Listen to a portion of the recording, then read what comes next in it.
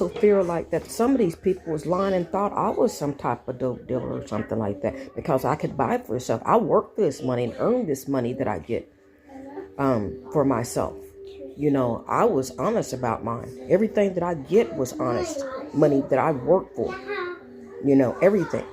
You know, and I feel like they was telling so many lies. And I had also prayed with the feds, you know, also them that came on this property investigation.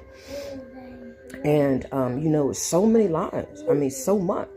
I never dated here, nobody here, never touched anybody here, never. Since the time that I've been here, you know, I greeted everyone, kept on going, and that was it. Never disrespect, even though, you know, these was a different class of people. You know, I never did. And, you know, they didn't understand that, you know, the way I was, you know, so they thought I was an easy target, but I was never that. Continuously. I'll continue this as God continued to use me for his glory. But I was never none of that. I wasn't.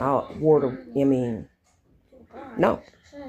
You know, and I knew about these people here, what they felt like towards me. And I knew that.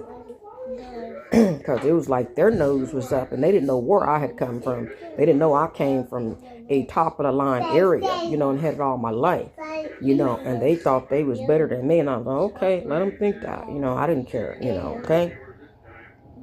I had been in business, you know, and it went on and on, you know. I had built it from the ground myself, the business, with the help of Jesus.